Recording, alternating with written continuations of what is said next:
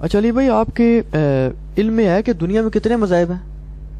کس point of view سے مذہب پوچھ رہے ہیں؟ مطلب جتنے مذاہب لوگ دنیا کے انسان جو فالو کر رہے ہیں کائنات میں، کئی ایک مذاہب تو چل رہے ہیں. مطلب میری ناقص معلومات کے مطابق 3000 سے زیادہ ہیں.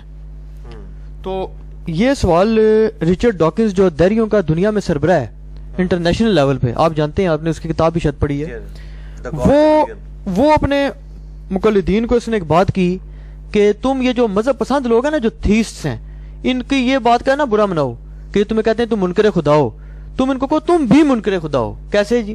اس نے کہا جی تم ان کو یہ کہو کہ ہم نے صرف ایک خدا کا فالتو انکار کیا ہے، 3500 کا تو تم نے بھی کیا. تو اگر یہ کہتے ہیں، جیسے آپ یہ مولویوں کو پکی دیتے ہیں نا، اس نے سمجھے آپ کو پکی دے دی ہے. وہ کہتا ہے جی کہ اگر آپ یہ کہتے ہیں کہ یار تم جنمی ہو، تم نے خدا کا انکار کیا ہے، تو ہم یہ کہتے ہیں کہ یار ہم نے تو ایک فالتو ایک کا ہی کیا نا، باقی 3500 کا تو آپ نے بھی کیا ہوا ہے. اگر اس 3500 میں کوئی ایک ٹھیک ہو گیا، آپ کا کیا بنے گا؟ جنم تو پھر بھی آپ کی ہے. اس کا جواب بتائیں. ٹھیک ہے، ایک تو مطلب لوگوں کے دعوے ہیں نا جی خدا کے وجود کے اعتبار سے کہ اس طرح 3500 خدا ایگزسٹ کرتے ہیں. جن مذہب کے بارے میں رچرڈ ڈاکن صاحب یہ دعویٰ کر رہے ہیں، ان سے بھی ذرا پوچھیں کہ کیا وہ سپریم بینگ ایک ہی خدا کو مانتے ہیں یا وہ خدا ایک سے زیادہ مانتے ہیں. تو آپ حیران ہوں گے کہ ان سارے مذاہب کی کتابیں اٹھا کے دیکھیں، ان سارے مذاہب کے علماء سے اگر ٹیکسٹ بک کے ساتھ بات کریں تو ان سب کے سب کتابوں میں ایک خدا کا ذکر ہی ملے گا. ایون ٹیمپرڈ فارم میں بھی جو موجود ہیں مذاہب، وہ بھی ایک سپریم بینگ کی بات کرتے ہیں، ایک سپر نیچرل ایجنسی کی بات کرتے ہیں. باقی وہ سارے کہتے ہیں وہ اس کے جو ہے وہ سب آرڈینیٹس ہیں. وہ سب آرڈینیٹس کا جو ہے انکار ہو رہا ہے، ایک گاڈ کا کوئی انکار بھی نہیں کرتا. ہندوؤں سے اگر پوچھیں، سب سے زیادہ تو ان کے خدا مانے جاتے ہیں نا، جو ان کی وہ کتابوں کے اندر چھوٹے چھوٹے دیوتا ہیں، یا یونانیوں کے. ہاں یونانیوں کے. وہ بھی یونانی بھی جو کیپٹل جی سے گاڈ لکھتے ہیں، وہ ایک ہی گاڈ کو مانتے ہیں. وہ چھوٹے گاڈس کو چھوٹے جی کے ساتھ لکھتے ہیں. اچھا ہاں جی، گاڈ تو ایک جو گاڈ ہے وہ سارے مانتے ہیں. اس کو بھگوان کہیں، خدا کہیں، سپر نیچرل ایجنسی کہیں، اللہ کہیں، ٹھیک ہے جی، وشنو کہیں، کچھ بھی کہیں، وہ ایک ہی خدا کو مانا جاتا ہے. نیچے چھوٹے چھوٹے آلیہ کا مسئلہ ہے. اسلام نے بھی جو ایمفسائز کیا ہے ایک خدا کے کنسیپٹ کے اوپر، نبی صلی اللہ علیہ وآلہ وسلم کے ذریعے سے. اسلام تو خیر اس سے پہلے بھی ہے، آپ صلی اللہ علیہ وسلم تو اسی اسلام کے دائی بن کے ہیں. تو اس میں بھی آپ کو یہی ملے گا کہ مشرکین عرب کے ہاں جو ہیں وہ چھوٹے چھوٹے آلہہ، لات، عزا، منات کے پوائنٹ آف ویو سے پائے جاتے تھے، لیکن ایک جو گاڈ تھا اللہ، اس کو وہ مانتے تھے. تو وہ ہم کہتے ہیں کہ ٹھیک ہے، آپ ایک کا انکار نہ کریں، باقی سب کا کرتے ہیں، تو ہم آپ کے ساتھ ہیں. وہ باقی سب کا تو باقی مذاہب کی کتابوں میں بھی ہے نا. خود بھی یہ کہتا ہے نا ٹیکسٹ بک سے اسٹڈی کرنا چاہیے. رچرڈ ڈاکنز جو ہے وہ کرسچینٹی کے اوپر اعتراضات کرتا ہے، تو اس کی کتاب کے اوپر وہ پوری کتاب دا گاڈ ڈیلوژن میں اس نے قرآن پاک کی کسی ایک آیت کو بھی لکھ کے اس کا رد نہیں کیا. یہ کتنی ناانصافی ہے. میں نے رچرڈ ڈاکنز کی اس کتاب کے اوپر پورا ایک لیکچر دیا ہے، ہو کریٹڈ گاڈ، مسئلہ نمبر 83 ٹھیک ہے. اور میں نے اس کتاب کو پڑھنے کے بعد کئی جو موٹے موٹے پوائنٹ ہیں ان کے جواب دیے.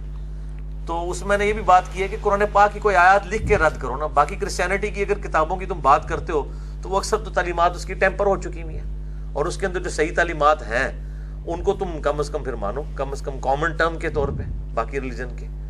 تو وہ انکار کرتے ہیں جو خداؤں کا، تو وہ ضرور کریں. ہم بلکہ اس معاملے میں ایتھیسٹ کو آن کرتے ہیں کہ وہ الحمدللہ تمام خداؤں کا انکار کر چکے ہیں. تو آدھا کلمہ انہوں نے پڑھ لیا ہے، لا الہ، کوئی الہ نہیں ہے، بس الا اللہ کے اوپر آ جائیں. تو میں تو کہتا ہوں کہ وہ بہتر ہے اس معاملے میں ان لوگوں سے جنہوں نے جھوٹے خدا گھڑ لیے ہوئے ہیں، کہ کم از کم ان کی جرت ہے کہ انہوں نے اپنے روایتی دین کی مخالفت کی ہے، اور اس مخالفت میں وہ اس حد تک پہنچے ہیں کہ انہوں نے ان ساری چیزوں سے انکار کیا، اور اب وہ ایک خدا تک پہنچنے کی جو ہے وہ دوری پہ ہیں. تو ہم ان کو دعوت دیتے ہیں. میں نے اس لیکچر کے اندر بھی فزیکل فینومینا آف نیچر کے ذریعے ان کو رائے حق بتائی ہے. اصل مسئلہ رچرڈ ڈاکنز کا جو ہے وہ خدا کا ڈینائل نہیں ہے. جتنے بھی ایتھیسٹ ہیں نا، اگر آپ ان کو اسٹڈی کریں، ڈینائل آف گاڈ ان کا ایشو نہیں ہے. ان کا ایشو ہے اپنی مرضی کی زندگی گزارنا. اپنی مرضی کی زندگی گزارنے کے لیے خدا کا انکار ضروری ہے، کیونکہ خدا تو قدغن لگاتا ہے آپ کے اوپر. تو پھر اس کے لیے دو ہی طریقے ہیں، کبوتر کی طرح یا تو آنکھیں بند کر لیں. آپ بلی کو تو غائب نہیں کر سکتے، اب خدا کو تو آپ غائب نہیں کر سکتے، تو آپ آنکھیں بند کر کے کر لیں وہ خدا ہے ہی نہیں ہے. تو اس کے ذریعے سے آپ جو ہے وہ اپنے معاملات کو لے کے چل سکتے ہیں. چلیے بھائی، یہ آپ سے ریکویسٹ ہوگی کہ یہ جو کویشچنز ہوں گے نا، اسپیسیفکلی جو یہ ایتھیسٹ کے کویشچن ہیں، ان کے کائنڈلی اگر انگلش سب ٹائٹلز بھی لگا دینا، تاکہ وہ ہم آگے دنیا بھر میں بیچ سکیں. ہاں نہیں یہ ہے کام ہے لیکن مشکل کام ہے جی. نہیں یہ چھوٹے چھوٹے آنسرز ہیں. اچھا دوسرا سوال یہ ہے کہ خدا نے ایسا نظام کیوں نہیں بنا دیا کہ دنیا میں تکلیف موت دکھ معذوری ہوتی ہی نہ اور نہ ہمیں کسی کو مارنا پڑے. یعنی اب ایسا سسٹم ہے کہ ہم محتاج ہیں کہ ہمیں ہر صورت کسی چیز کو قتل کرنا ہے, جانور کو ماریں پودے کو ماریں پھر ہمیں اس کو کھانا پڑتا ہے. جی جی. تو خدا تو اس سے کوئی بڑی چیز نہیں تھی خدا کے لیے. ہاں خدا تو کوئی بھی نظام بنا سکتا تھا لیکن خدا کو ہم نے کیا گائیڈ کرنا ہے کہ وہ کیا چیز بہتر سمجھتا ہے. ہم یہ کہتے ہیں کہ یہ کوئی ایسا آئیڈیل قسم کا ماڈل پیش کریں کہ خدا کو یہ کرنا چاہیے تھا, میں اس میں بھی فالٹ نکال دوں گا. اس کا تو کوئی اینڈ ہی نہیں ہے نا. یہ تو خدا کی مرضی ہے نا کہ اس نے ایک طریقہ اڈاپٹ کیا ہے. اگر کوئی اس کو بے رحمی یا اس طرح کی یہ ساری چیزیں سمجھتا ہے تو وہ تو خدا کی دی ہوئی عقل کے ذریعے اس رزلٹ تک پہنچ رہا ہے نا. جس نے اسے عقل دی ہے وہ تو اس معاملے کو صحیح سمجھ رہا ہے. تو پہلے تو اس کی عقل کو وائلیٹ کریں اپنی عقل کے ذریعے جس نے آپ کو پیدا کیا ہے, پھر اگلی بات بعد میں. تو پھر میں وہی بات کروں گا کہ اگر صرف دنیا کی زندگی ہوتی نا, آخرت کی زندگی نہ ہوتی تو یہ سارے اعتراضات جینوئن تھے. اب چونکہ آخرت کی زندگی ہے, یہ صرف دنیا کی زندگی تو سب کچھ نہیں ہے کہ اسی ایک فریم آف ریفرنس میں آپ چیزوں کو جج کرنا شروع کر دیں. آزمائش کے لیے کچھ تو کیا جائے گا نا. ان کو کہیں چلے یہ نہ ہوتا آزمائش کا طریقہ, کوئی اور طریقہ ہوتا, بیماری نہ ہوتی, دکھ نہ ہوتی, اور کون سا طریقہ ہے نہیں. ایتھسٹ تو آزمائش کو کیوں مانے, وہ تو آزمائش ماننے کے محتاج نہیں ہے ہماری بات, کیونکہ آزمائش کو خدا نے لازمی آزمائش کرنی تھی ہماری. ہاں یہ تو اس نے طے کیا ہے نا. نہیں یہ تو ہم کہتے ہیں نا اس نے کیا, وہ کہیں گے جی ہم کیسے مانے اس نے کیا, کیوں کیا اس نے خدا پہ کیا. تو پھر ہم اس سے تو خدا کے اوپر بات کریں گے نا. وہ خدا کو مانتے نہیں مانتے. جب خدا کو نہیں مانتے پھر یہ ہم سے سوال ہی نہ کریں, پھر ہم سے ایگزسٹنس آف گاڈ کے اوپر بات کریں کہ خدا ایگزسٹ کرتا ہے کہ نہیں. ٹھیک ہے, اگر خدا ایگزسٹ کرتا ہے باقی سارے سوال بے معنی ہو جائیں گے. پھر رچرڈ ڈاکنز یہ سوال نہیں کرے گا کہ مجھے اللہ نے مرد کیوں پیدا کیا عورت کیوں نہیں کیا, ورنہ تو یہ بھی سوال کر دے گا وہ کہ میں عورت بننا چاہتا تھا, مجھ سے پوچھ لیتا, ایک دفعہ مشورہ کر لیتا. تو کریٹر کی تو اپنی مرضی ہے نا.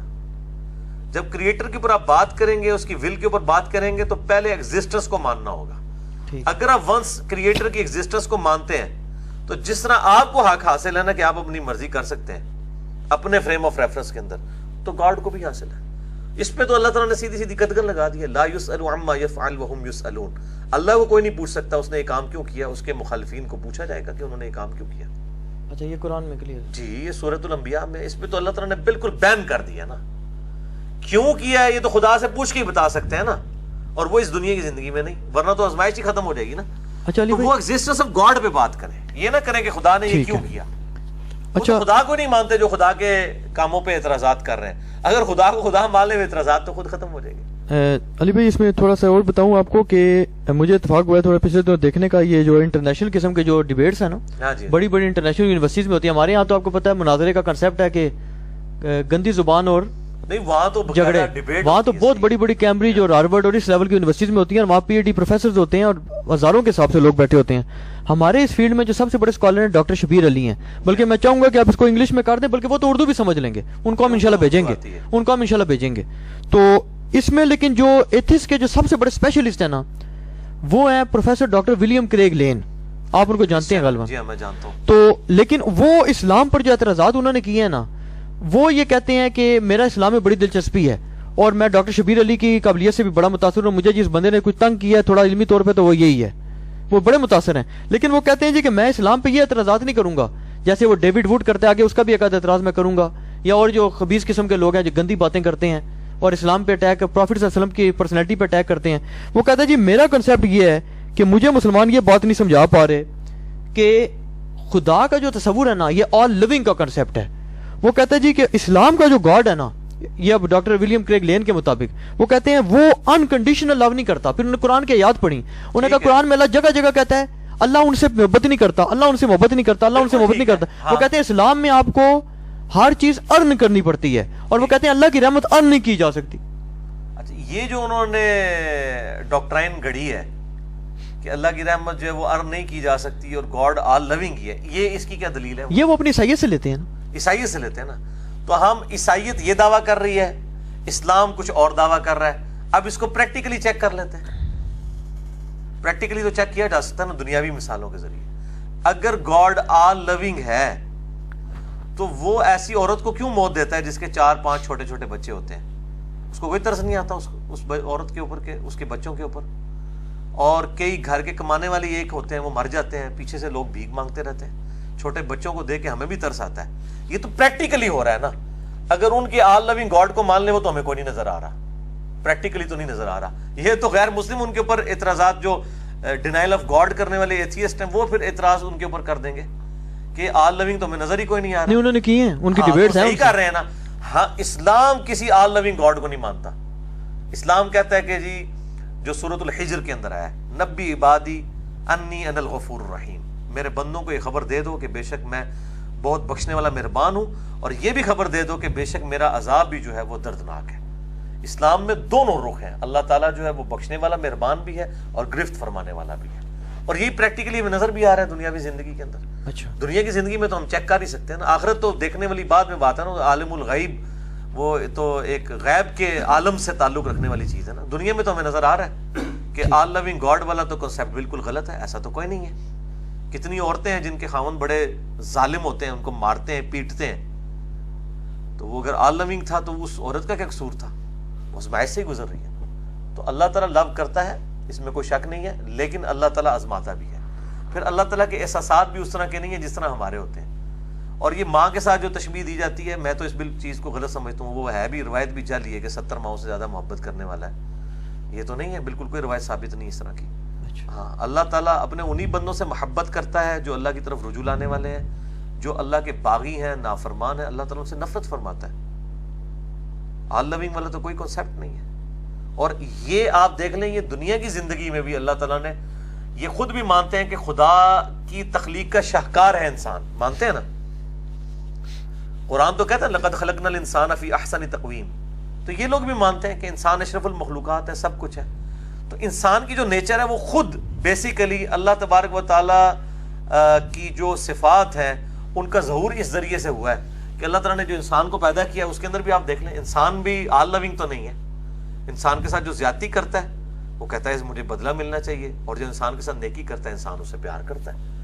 کون سا دنیا میں انسان ہے جو کہتا ہے کہ جی میں آل لونگ ہوں؟ یہ تو صرف کتابی باتیں ہیں نا کہ جی ایک گال پہ کوئی تھپڑ مارے تو دوسری پیش کرو, جب دوسری پہ مار دینا تو پھر انسان ہاتھ چوک لیتا ہے. یہ ساری زبانی کلامی گلان ہے, پریکٹیکلی تو ایسا نہیں ہو رہا. ٹھیک ہے. اور نہ یہ دنیا کی کسی عدالت کا قانون اس کی بنیاد پہ چل سکتا ہے کہ اگر آپ کے بیٹے کو کسی قتل کر دیا کسی نے تو آپ کہیں میں تو آل لونگ گاڈ کا ماننے والا ہوں, ٹھیک ہے میرے دوسرے بیٹے کو بھی قتل کرتا ہے, میری بیوی کو بھی قتل کرتا ہے. یہ تو نہیں ہوگا, کوئی بھی نہیں کہے گا. وہ کہتے ہیں نہیں بدلہ لیں گے, وہ تو چھوٹی چھوٹی چیز کے اوپر بدلہ لیتے ہیں. تو یہ سب کا سب عکس ہے بیسیکلی. خدا نے یہ نیچر ہمیں دی ہے نا, تو یہ خدا کی جو سنت ہے اس کا عکس انسانوں کے اندر نظر آتا ہے. ہاں. اچھا, آپ کیونکہ سائنس کی فیلڈ کے بندے اور معاشرے سے انجینئر بھی ہیں, تو آپ سے میری پہلے ریکارڈ بھی ہوئی تھی بات, اس کا پہلے تذکرہ بھی ہوا ہے یہ پروفیسر ڈاکٹر پرویز ادبائی صاحب کے ساتھ. ایک تو یہ ہے کہ آپ کیا سمجھتے ہیں کہ آپ یہ جو سائنٹیفک تھیوریز ہیں, یہ جیسے مثلاً کسی اہم تھیوری کا ذکر کرتے ہیں, پھر آئنسٹائن کا ذکر کرتے ہیں, اور اس قسم کی اور کچھ اسٹیفن ہاکنگ کی بکس کا ذکر کرتے ہیں کہ جی یہ جو تھیوریز ہیں نا ریلیٹیوٹی وغیرہ, ان سے کوئی خدا کے ڈینائل کا کوئی تعلق ہے؟ کوئی تعلق ہی نہیں ہے. خدا کے ڈینائل کا اس کے ساتھ تعلق ہی نہیں ہے. یہ وہ ٹاپک ہی نہیں ہے کہ اس کے ساتھ اس کو ریلیٹ کیا جائے.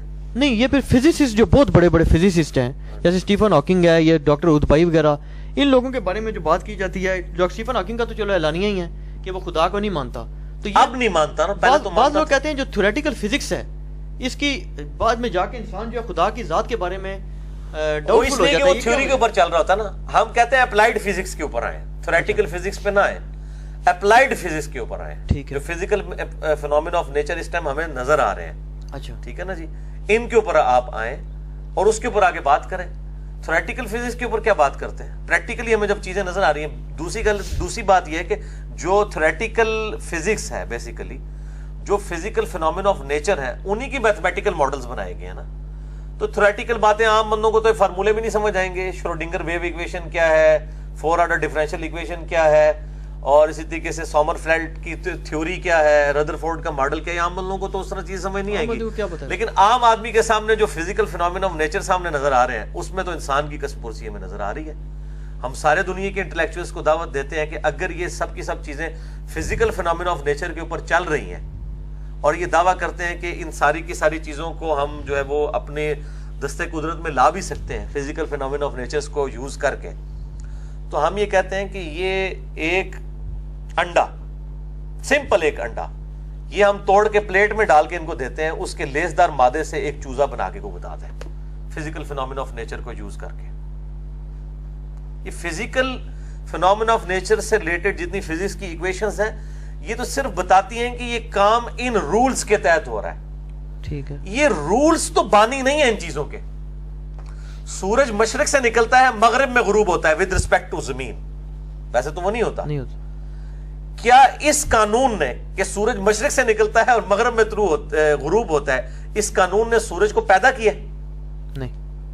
तो हम तो बात क्रिएशन की कर रहे हैं ना। असल सवाल ये है, और मैं ये सलाम पेश करता हूं साइंस को कि जिन्होंने अपनी आर्जी मान ली है। साइंस की तरक्की उसी दिन शुरू हुई है, फलसफे की ही मॉडर्न फॉर्म है ना साइंस। साइंस की तरक्की या फलसफे की तरक्की इस हालत में कि वो साइंस में कन्वर्ट होगी, उस दिन ही शुरू हो गई थी जिस दिन साइंस ने ये बात मान ली कि जो 3 सवाल हैं, व्हाट, व्हाई और हाउ, इसमें से सिर्फ हम 2 सवालात के साथ डील करते हैं, व्हाट और व्हाई। क्या हुआ और क्यों हुआ? क्या हुआ? जलजला आया। क्यों आया? टेक्टोनिक प्लेट्स की डिस्टर्बेंस की वजह से। हाउ, कैसे हो गया? साइंस कहते हैं it is physical phenomena of nature, ये हमारा सवाल ही नहीं है, इसी में तो पूरी क़यामत मुज़मिर है। लेकिन साइंस ने पहले ही आर्जी का इज़हार किया कि हमारा सवाल है ही नहीं, हमने माना हुआ है कि ऐसा ही हुआ करता है। ऐसा ही क्यों हुआ करता है? इसी के पीछे तो गॉड है। कायनात में हर चीज दूसरी को अपनी तरफ जो है वो ग्रेविटेशनल फोर्स के साथ जो है वो कशिश करती है, जो डायरेक्टली प्रोपोर्शनल है उनके मासेस के, और इनवर्सली प्रोपोर्शनल है square of the distance between the centres of 2 masses. तो वो ये जब डिस्कशन शुरू करते हैं, हम कहते हैं यार क्यों ऐसा होता है कि वो कैसे हो जाता है कि वो आपस में, वो कहते हैं it is physical phenomena of nature. तो उन्होंने ये चैप्टर ही क्लोज कर लिया, यानी बिल्ली ने आंखें बंद कर ली हुई हैं, उसने, कबूतर ने, कि बिल्ली गायब, बिल्ली तो वहीं पे मौजूद है। अच्छा अली भाई, एक मुनाजरा हुआ है, डिबेट हुई है बाहर के ममालिक में ना, कहीं कोई हमजा साहब है, गालिबन वो कन्वर्टेड है, मैं जानता हूं, और उनकी हुई है डॉक्टर प्रोफेसर परवेज उदबाई साहब के साथ, जो मायानाज ये एटॉमिक साइंटिस्ट भी हैं, न्यूक्लियर साइंटिस्ट हैं। उन्होंने उस डिबेट में तो कहते हैं कि हमजा साहब का पल्ला काफी भारी रहा, लेकिन बाद में परवेज उदबाई साहब से बकायदा इंटरव्यू लिया, गालिबन BBC ने लिया अगर मैं गलत नहीं कह रहा। उन्होंने उनसे पूछा, वो कहते हैं जी हमजा जो है ना, वो जो लड़का है, कहते हैं उसने मेरे पे कर दी चढ़ाई, जनाब ये कुरान की आयत है फलां, जनाब ये देखें ये फिजिक्स की फलां थ्योरी से साबित हो गई, ये फलां हो गई। कहते हैं मैंने उसको ये कहा, मैंने कहा यार तुम ऐसे करो ना, तो बात साबित होना बात की बात है, तुम मुझे बताओ M थ्योरी है क्या चीज? कहते हैं जनाब फिर वो जनाब गर्म हो गया, उसने कहा जी मैं आपका पाबंद नहीं हूं, मैं ये नहीं हूं। तो मैं चाहता हूं कि आप क्या, आप ये मतलब है सलाहियत रखते हैं, एहलियत रखते हैं, काबिलियत रखते हैं कि इतने बड़े साइंटिस्ट के साथ बैठ के और हम बात फलसफे पे नहीं आने देंगे। शर्त ये होगी कि आप वो आती फौरन फलसफे, नहीं फलसफे पे तो नहीं आएंगे ना, फिर वो शर्त जो हमजा साहब ने उन पे चढ़ाई की है ना, वो फलसफे की बुनियाद के ऊपर ही की है ना। जाहिर है हमजा को तो साइंस नहीं आती। नहीं, उन्होंने ये कहा ना, वो कहते हैं जी आप कहते हैं कुरान की फलां जो आयत है ना, वो जनाब M थ्योरी से रिलेट कर रही है। कहते हैं मुझे बताएं M थ्योरी है क्या? ये भी मुसलमान भी तो ज्यादती करते हैं ना जी, कई चीजें जो है वो वाकई सही बात है, पहले हम थ्योरी को समझें कि M थ्योरी है क्या चीज है, उसके बाद ही को बात कर सकते हैं ना। नहीं, आप समझते हैं आप इस काबिल हैं कि आप इनके सामने, इतने बड़े साइंटिस्ट के सामने बैठने की जरूरत कर सकते हैं? जरूरत वाली कौन सी बात है, मैं बिल्कुल तैयार हूं। नहीं, अब हम तो नहीं बैठ सकते, हमें को क्या है M थ्योरी का हमें तो नहीं पता क्या है। नहीं, इन लोगों में इतना हौसला है, मैं ये समझता हूं हूद भाई में या बाकी लोगों में, कि वो M थ्योरी आपको पहले समझाएंगे, उसके बाद आपके साथ डिस्कशन करने के लिए भी तैयार हो जाएंगे। मैं नहीं इनको मुतकब्बिर समझता, जितने हैं इस तरह के लोग जो आजकल सुना वो लाहौर में होते हैं, अगर वो टाइम दे दें, जो लेवल के पे जिस लोग ये जिस लेवल के ऊपर है ना, ये इनका कभी दावा नहीं है कि आपको PhD की डिग्री, ये उलमा के दावे हैं कि आप पहले जनाब 10 साल सर्वनाम पढ़ो, फिर 20 साल है पढ़ो, हालांकि उन्होंने आप भी कुछ नहीं आता जाता। इन लोगों के ये दावे नहीं होते। आप आम फिजिक्स के बंदे के पास चले जाए ना, किसी PhD के पास, और उससे कहेंगे मुझे फिजिक्स की ये चीज आप समझा दें, ये क्या होती है फिजिकल फिनोमेना ऑफ नेचर, ये वो बड़े शौक से आपको मोहब्बत से समझाएगा, वो बड़ा ऑनर फील करेगा।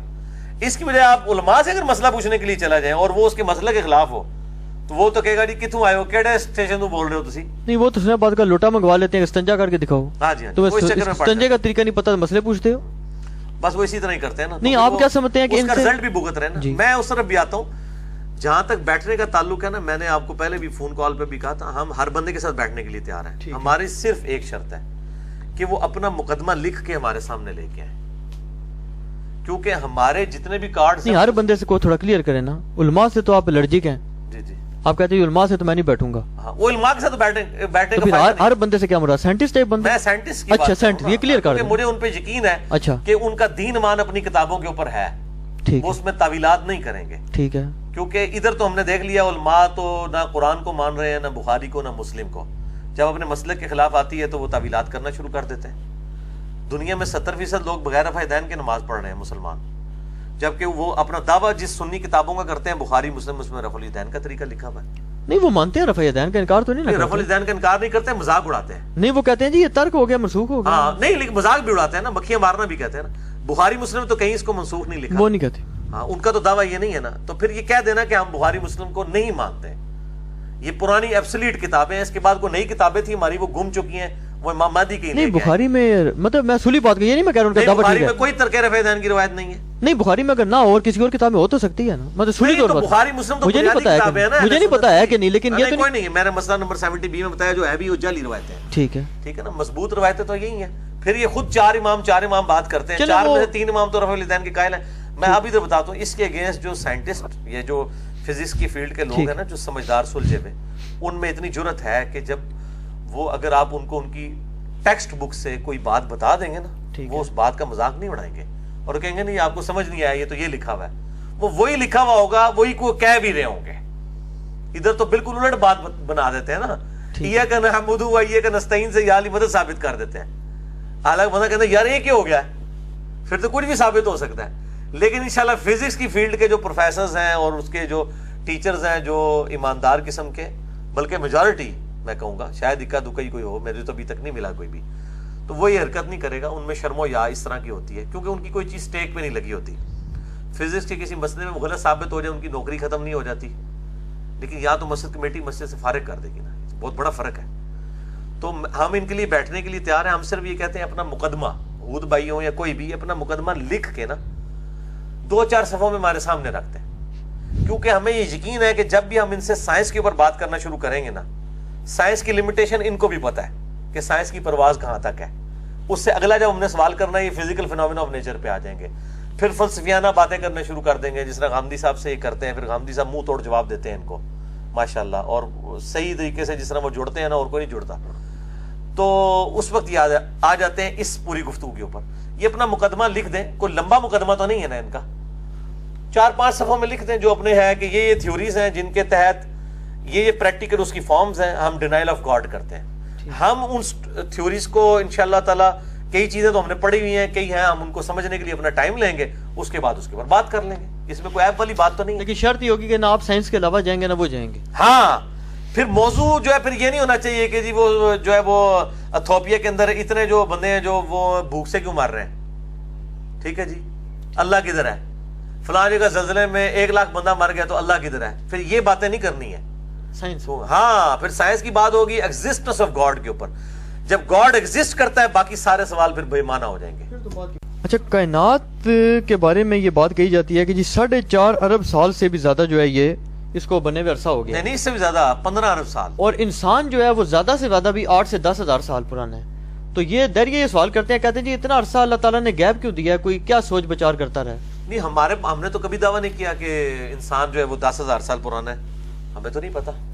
نہیں یہ تو مطلب ہے جو شجر نسبی ہیں، جو انبیاء کرام کے جو سلسلے ہیں، اس سے کوئی قرآن کا کہیں دعویٰ نہیں ہے. قرآن نے کہیں یہ نہیں بتایا کہ حضرت آدم علیہ السلام اور ابراہیم علیہ السلام میں اتنے 1000 سال کا فرق ہے. یہ سب کچھ تورات کے ذریعے ہے. تورات کو بھی لے لیں، وہ بھی تو خدا کے ماننے والے ہیں. فارم میں ہی ہے نا سرکار. چلو آپ زیادہ کر لیں، کیسے آپ زیادہ 1,00,000 سال کر لیں آپ، اور کتنے کو پرانے ہوں گے. دیکھیں جب قرآن و سنت اس پہ خاموش ہے تو میں اس پہ کوئی تاریخ نہیں نا آپ کو دے سکتا. ٹھیک ہے، آپ کہیں گے جی جناب سائنٹسٹ نے 10 لاکھ سال پرانے ڈھانچے نکال لی ہیں، تو اس نے 10 لاکھ سال پہلے انسان ایگزسٹ کرتا ہو. ہمارا تو دعویٰ ہی نہیں، قرآن کا کہیں دعویٰ ہی نہیں ہے. قرآن کا صرف یہ دعویٰ ہے جس کو سائنٹسٹ بھی مانتے ہیں کہ ایک انسان سے سب پیدا ہوئے ہیں. اور یہ جو اسلام اور ایوولوشن کا کنسیپٹ ہے، میں پچھلے دنوں پڑھ رہا تھا، ایک بندے نے لکھی پوسٹ، بلکہ غامدی صاحب کے فورم پہ لکھی تھی، وہ میں نے بھی بلکہ اس کی پہلے مخالفت کر دی. پھر اس نے ایک ویڈیو لگائی تھی، میں نے وہ کھول کے دیکھی ہے. میں نے تو سمجھا وہ ایوولوشن سے مراد یہی لے رہا ہے کہ بھی ہم بھی یہ خنزیروں کی اور کتوں کی اور بلوں کی نوز باللہ اولاد ہیں. تو وہ اس بندے نے بتایا، اس نے کہا جی یہ جو یہ ڈارون ہے نا، ڈارون سے سینکڑوں سال پہلے اس بات کو، بلکہ عیسائی پادری اس بات پہ جو تھے یہ ان کو مار رہے تھے ایوولوشن تھیوری والوں کو. اس کا نام تھا محمدن تھیوری آف ایوولوشن. اچھا. اور اس نے حوالہ دیا پیچھے شیعوں کے بھی علماء کا دیا اور اہل سنت کے بھی علماء کا دیا. یہ جو قدیم میرے ذہن سے نام نکلا پتہ توسی کے پتہ نہیں وہ کہاں سے نکالی. اس نے کہا جی سینکڑوں سال پہلے یہ مسلمانوں کا عقیدہ تھا باقاعدہ. نہیں مسلمانوں کا عقیدہ اگر ہوتا تو قرآن میں لکھا ہوتا. مسلمانوں کا کوئی ایسا عقیدہ نہیں ہے کہ انسان جو ہے وہ ایوولوشن سے. نہیں ہم پریکٹیکلی یہ بات کرتے ہیں کہ ایوولوشن اس اعتبار سے تو ہو رہی ہے کہ ظاہر ہے کہ انسان کو جو اللہ نے عقل دی تھی وہ آہستہ آہستہ ایوالو ہو کے چیزیں, تو ظاہر ہے کہ آج سے 1000 سال پہلے کے انسان نے تو اڑنے والی کوئی جو ہے وہ چیز نہیں بنا لی نا, ایروپلین. وہ تو آج کے انسان نے بنائی ہے نا, موبائل فون. نہیں وہ جو آپ ایک دفعہ بتاتے تھے کہ ڈاکٹر صاحب بھی کہا کرتے تھے کہ شاید اس انسان سے پہلے کوئی اور انسان نما مخلوق ہی تھی. ہاں جو کہ ڈاکٹر صاحب کا موقف ہے وہ جو سورہ ال عمران میں آتا ہے نا کہ ہم نے آدم کو چن لیا اور نوح علیہ السلام کو اور ابراہیم علیہ السلام کو. وہ کہتے ہیں آدم کو بھی چنا گیا تو اٹ مینس کہ کوئی اسپیشیز ایسی ایگزسٹ کرتی تھی جس میں سے حضرت آدم کو چنا گیا ہے. اور وہ جو تمہیں ایک جوڑے سے پیدا کیا سب کو, وہ پھر اسی سے وہ لے کے چلتے ہیں نا اس کو. اچھا ہاں باقی یہ چیزیں چونکہ قرآن پاک میں اس حوالے سے علم جو ہے وہ ہمارے پاس کوئی اتنا ڈیٹیل نہیں دیا گیا, لہٰذا اس سے اینڈ رزلٹ کوئی نہیں نکلنا. نہ اس طرح کی بحثیں کرنے سے کوئی قرآن و سنت نے کہیں دعویٰ ہی نہیں کیا اس طرح کی چیزوں کا. ٹھیک ہے, دعویٰ یہ کیا کہ ایک انسان سے اس کا جوڑا بنا ہے. اچھا علی بھائی تک تو سارے متفق ہیں. یہ ایک اور سوال آ رہا ہے کہ اللہ کو مذکر کا صیغہ لکھتے ہیں, کیا یہ پھر سوال ہی پیدا ہوتا کہ جی عورت کو, یہ آپ لوگوں کا مینٹلٹی یہ ہے مسلمانوں کی کہ وہ عورت کو کمتر سمجھتے ہیں. یہ بعض لوگ سوال کرتے ہیں باہر کے, وہ کہتے ہیں جی ان کی مینٹلٹی ہے کہ عورت گھٹیا چیز ہے, اس لیے یہ اللہ کے لیے جو ہے نا میسکولن سے جنڈر یوز کرتے ہیں.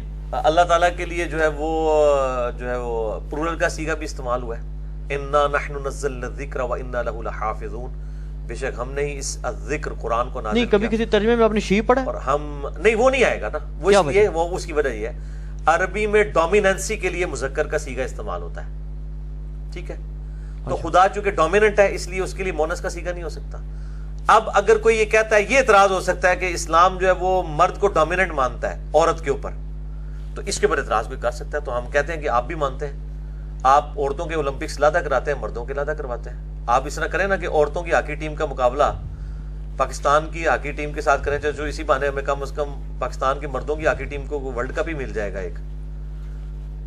ٹھیک ہے, اگر عورتیں اور مرد برابر ہیں اور ڈومیننسی نہیں ہے مردوں کی عورتوں کے اوپر, تو ان کے اولمپکس الگ نہیں ہونے چاہیے, عورتوں اور مردوں کے میچ ہونے چاہیے. تو ان کو بھی پتا ہے کہ وہ تو بالکل ون سائیڈڈ میچ ہوگا. اگر کوئی دنیا کی ورلڈ چیمپئن کرکٹ ٹیم بھی عورتوں کی آ جائے تو میرا خیال ہے پاکستان میں صرف لاہور کی ٹیم ہی اس کو ہرا دے گی. مردوں کی ورلڈ لیول کی تو ٹیم ہی نہیں ہمیں چاہیے, کوئی ملکی لیول کی. تو مردوں اور عورتوں کی جو ڈومیننسی کے پوائنٹ آف ویو سے مردوں کی جو ڈومیننسی ہے وہ تو وہ بھی مانتے ہیں. اسی لیے جب بھی یہ قوانین بنا رہے ہوتے ہیں عورتوں کے حقوق کی بات کر رہے ہوتے ہیں, جی عورت پہ ظلم ہوا, عورت کے ساتھ یہ ہوا, یہ خود بھی مانتے ہیں کہ مرد واقعی ڈومیننٹ ہے. ڈومیننٹ, ٹھیک ہے نا, اس میں تو کوئی شک نہیں ہے. اچھا ایک سوال علی بھائی, دنیا میں جو سب سے زیادہ جو بدتمیز قسم کا جو ہے نا یہ ان کا ہے نا ڈیبیٹر, ولیم کریگ لین تو سوفسٹیکیٹڈ آدمی ہے نا, ڈیوڈ ووڈز ہے جی جی, کہ جو بڑے نا وہ یعنی کہ اٹیک کرتا ہے اور بڑے یعنی گھٹیا قسم کے اٹیکس بھی کرتا ہے.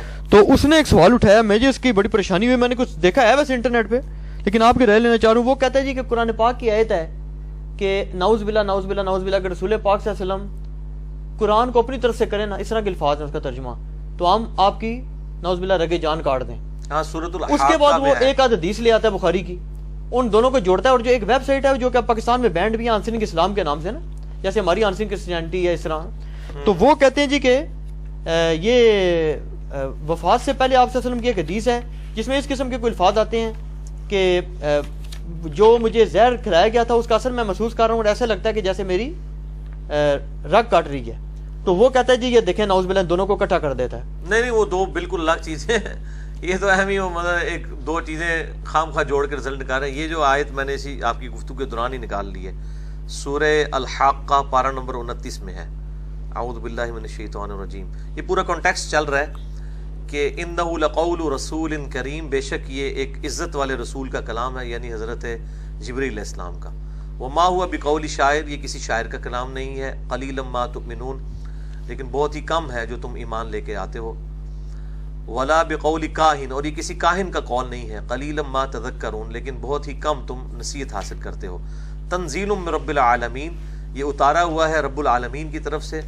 ولو تقول علینا بعض الاقاویل, اگر نبی صلی اللہ علیہ وآلہ وسلم کچھ ایسی بات ہماری طرف منسوب کر دیتے جو ہم نے ان کے اوپر نازل نہیں کی تھی، لَأَخَذْنَا مِنْهُ بِالْيَمِينَ، تو ہم ان کا دایاں ہاتھ پکڑتے، ثُمَّ لَقَطَعْنَا مِنْهُ الْوَتِينَ، اس کے بعد ان کی رگے جان کو کاٹ دیتے۔ یہ ایک محاورتاً بات ہے کہ دائیں ہاتھ سے پکڑا، یعنی وہ طاقتور جیسے وہ پکڑتا ہے کوئی کسی کا دائیں ہاتھ، یعنی طاقت کی نشانی ہے، اس کو پکڑا، اس کی شارہ کاٹ دی۔ فَمَا مِنْكُم مِّنْ أَحَدٍ عَنْهُ حَاجِزِينَ، اور پھر تم میں سے کوئی ایک بھی جو ہے وہ ان کو بچانے والا نہ ہوتا۔ وَإِنَّهُ لَتَذْكِرَةٌ لِّلْمُتَّقِينَ، اور یہ قرآن تو نصیحت ہے، یا نبی صلی اللہ علیہ وسلم جو ہے وہ نصیحت ہے ان لوگوں کے لیے جو واقعی ڈر جائیں۔ اس میں کہا جا رہا ہے کہ آپ صلی اللہ علیہ وسلم کو اللہ تعالیٰ یہ سارے معاملے، کافروں کو کہا جا رہا ہے کہ اگر نبی صلی اللہ علیہ وسلم ہم پہ کوئی جھوٹ منسوب کرتے تو ہم یہ کر دیتے کہ دایاں ہاتھ پکڑتے ہیں، شارک کو کاٹ دیتے آپ صلی اللہ علیہ وسلم کی۔ یہ کس نے بات بتائی ہے؟ نبی صلی اللہ علیہ وسلم نے خود بتائی ہے، ٹھیک ہے۔ تو پریکٹیکلی آپ صلی اللہ علیہ وآلہ وسلم نے اللہ تعالیٰ کے اوپر کوئی ایسی چیز جھوٹی باندھی نہیں ہے۔ باقی رہی حدیث، اس میں تو یہ الفاظ ہیں، اس میں تو کہیں نہیں ہے کہ دایاں ہاتھ پکڑا اور آپ کی شارک کاٹ دی گئی۔ اس میں الفاظ ہیں کہ عائشہ آج سے 4 سال پہلے خیبر کے موقع پر جو مجھے زہر دیا گیا تھا، میں آج بھی اس زہر کا اثر اپنے گلے میں محسوس کر رہا ہوں، گویا میری وہ رگ کو کاٹ رہا ہے۔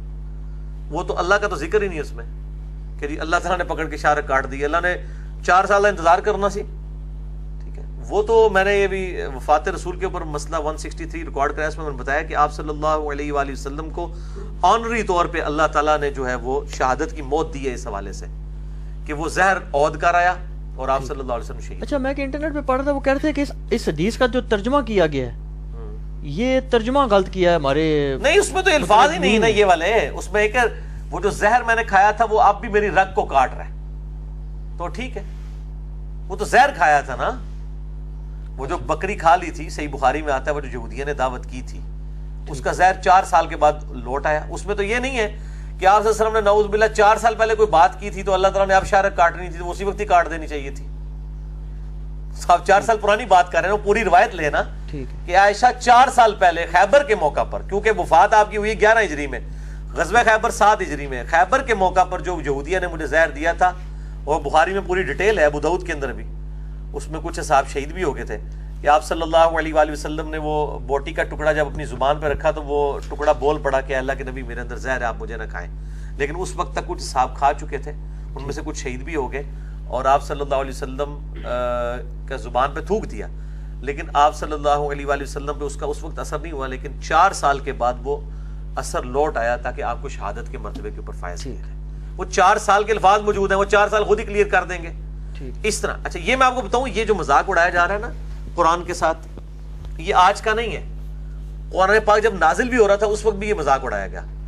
قرآن پاک میں آتا ہے سورہ الانبیاء کے اندر کہ یہ جن جھوٹے خداؤں کو پوج رہے ہیں نا، ہم ان کے خداؤں سمیت ان کو دوزخ میں ڈال دیں گے۔ تو کافروں نے مذاق اڑایا، اچھا پھر تو عیسیٰ بھی دوزخ میں جائے گا، کیونکہ عیسیٰ کی بھی تو لوگ پوجا کر رہے ہیں، عیسیٰ بھی جھوٹا خدا ہے۔ دیکھیں نا، بات پکڑ لی نا بیچ میں سے، پھر اللہ تعالیٰ کو باقاعدہ جواب دینا پڑا اس کا سورہ الزخرف کے اندر کہ اے نبی جو انہوں نے عیسیٰ کی مثال بیان کی ہے تو محض چھیڑنے کے لیے آپ کو، وہ تو اللہ کے وجی پیغمبر تھے، ان کو بھی پتا کہ عیسیٰ نے کب کہا تھا کہ لوگ مجھے پوجا کریں میری۔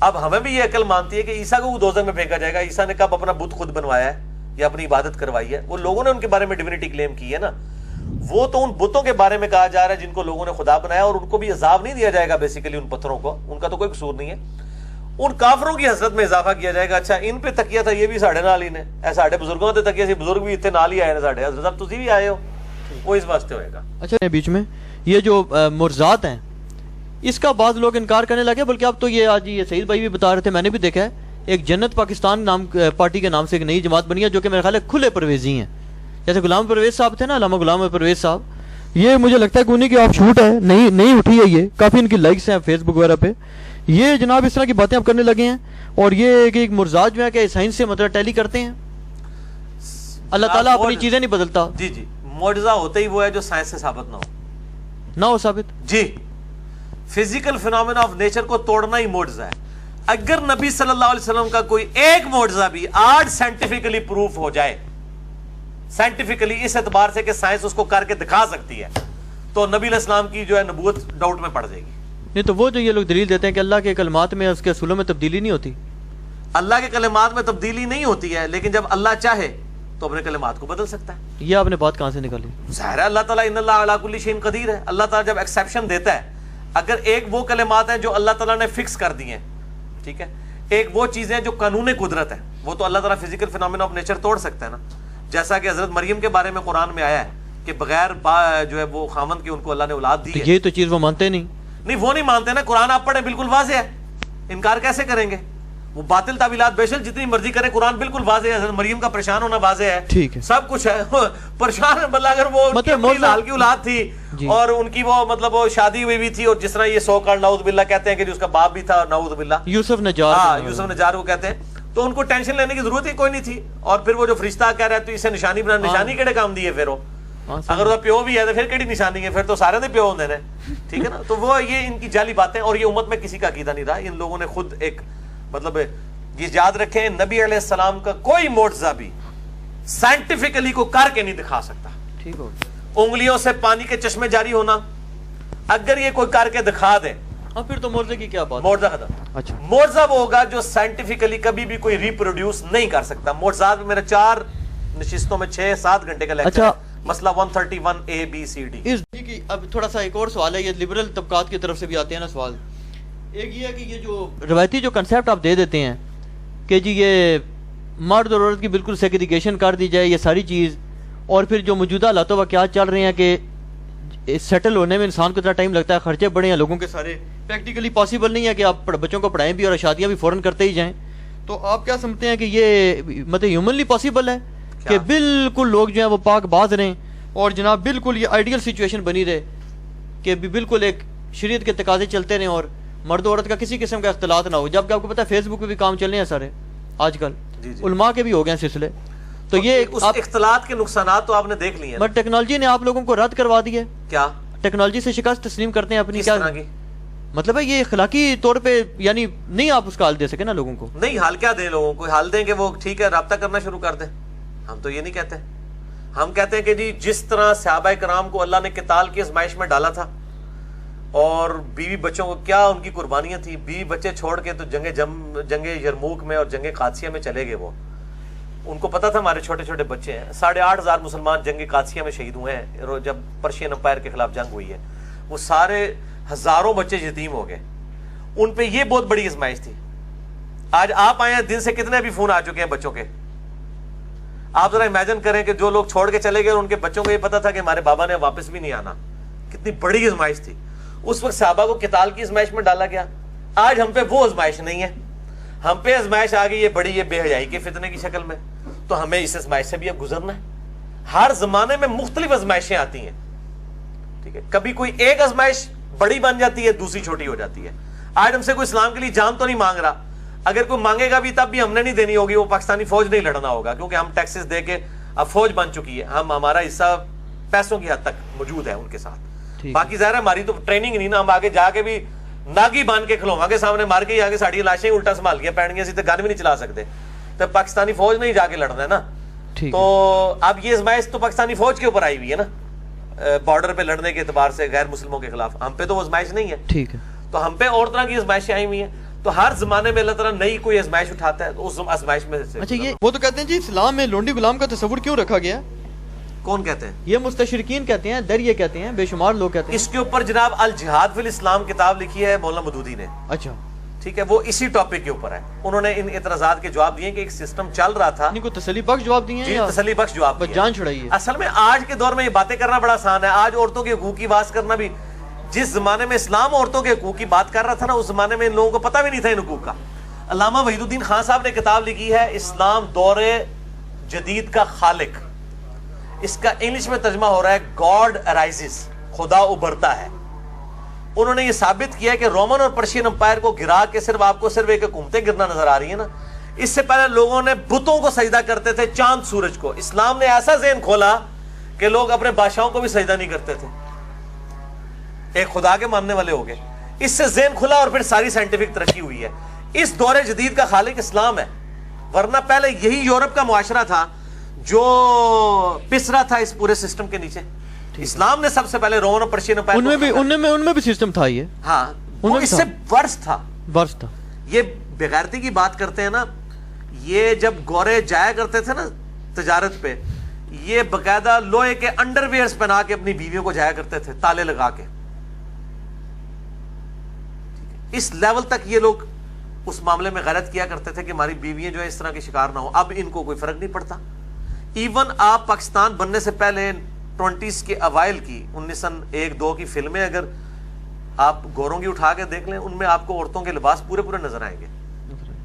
یہ اسکرٹ شرٹ تو ابھی شروع ہے، ٹھیک ہے نا. تو یہ مطلب آج ہم جس دور میں بیٹھے ہوئے نا، ہم اس دور کے اعتبار سے اس کو دیکھ رہے ہوتے ہیں. آپ اس سسٹم کو دیکھیں جس میں ہزاروں بیویاں لوگ رکھتے ہیں، باپ مر جاتا ہے، اس کی بیویوں کو بڑا بیٹا اپنی منقوہ بنا لیتا ہے. اس سسٹم میں اسلام آ کے بغاوت کرتا ہے اور کہتا ہے یہ نہیں کرنا حرام ہے، ماں کا یہ رتبہ ہے، یہ ہے. اور وہ سورہ النساء کی آیت نمبر 23-24 کے اندر جو ہے وہ محرمات ابدیہ کی لسٹ بتائی جاتی ہے، ٹھیک ہے، کہ یہ بھی حرام، یہ بھی حرام، یہ بھی حرام، یہ بھی حرام. اس میں تو بہت بڑا جہاد تھا. آج ایوولوشن کے بعد ہم جو ہے وہ ایک ایوالوڈ معاشرے میں پہنچے ہیں، تو آج ہمیں یہ معاشرہ بڑا اچھا لگ رہا ہے. آج بھی پریکٹیکلی ان تمام چیزوں کے باوجود کموڈٹی نہیں بنا دیا یورپ نے عورتوں کو. کیا عزت دی ہوئی ہے سب کانٹیننٹ کے معاشرے میں؟ جو عورت کی عزت ہے، کیا یورپ میں ہے یہ عزت؟ ایک دو واقعات یہاں اٹھاتے ہیں نا، ان کو یہ نہیں نظر آتا یہاں ماں باپ بوڑھے ہوتے ہیں، عورتیں بوڑھی ہوتی ہیں، کس طرح جو ہے اولاد خدمت کر رہی ہوتی ہے. وہاں جو اولڈ ایج ہاؤسز کے اندر بھیج دیتے ہیں ان کو، اور عورتیں جو ہیں وہ کس قسم کی برائیوں کے اندر مبتلا ہو جاتی ہیں. ان کی کس پرسی دیکھنے والی ہوتی ہے. تو یہ تصویر کا ایک رخ پیش کر